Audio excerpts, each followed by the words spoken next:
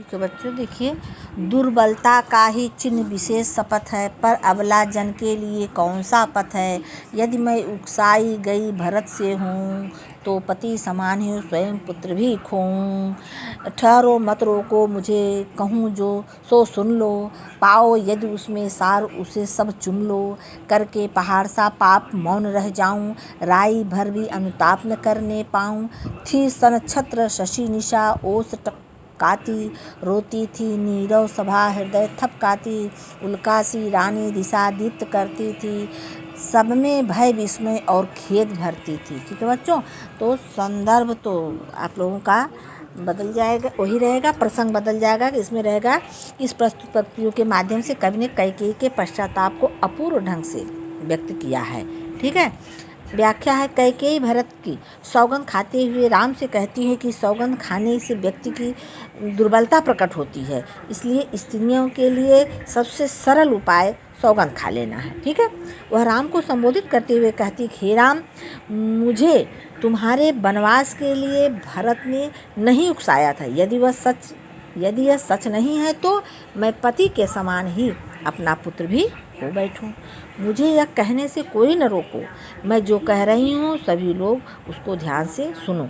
मुझसे यह न सहा जा सकेगा कि मैं इतना बड़ा पाप करके थोड़ा सा भी पश्चाताप प्रकट न कर सकूं, मौन ही रह जाऊं।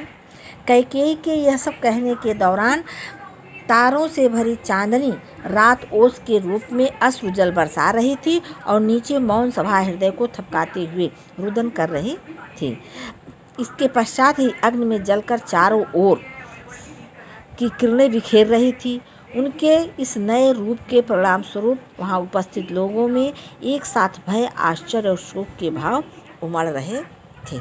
ठीक है बच्चों, और इसके बाद जो है अगला है, क्या कर सकती थी मरी मंथरा दासी, यहाँ से लेकर के इसका जो है करूँ और क्या तुझसे। ठीक है, इसका जो है इस संदर्भ वही रहेगा, प्रसंग बदल जाएगा कि इसमें हो जाएगा, प्रस्तुत पद्यांश में कैकेयी राम को वनवास भेजने के लिए स्वयं को दोषी ठहराते हुए पश्चाताप कर रही है।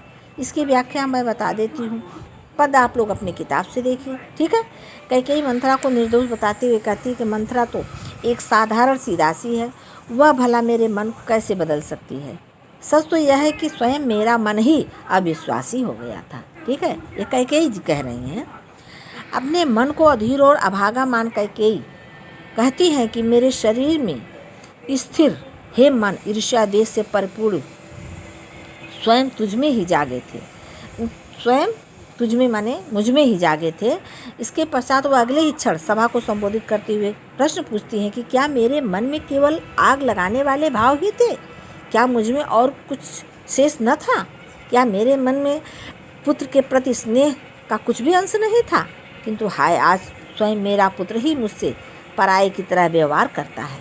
अपने कर्मों पर पछताते हुए कैकेयी आगे कहती हैं कि तीनों लोक में, मतलब धरती, आकाश और पाताल में, मुझे क्यों ना सभी लोग धिक्कारें।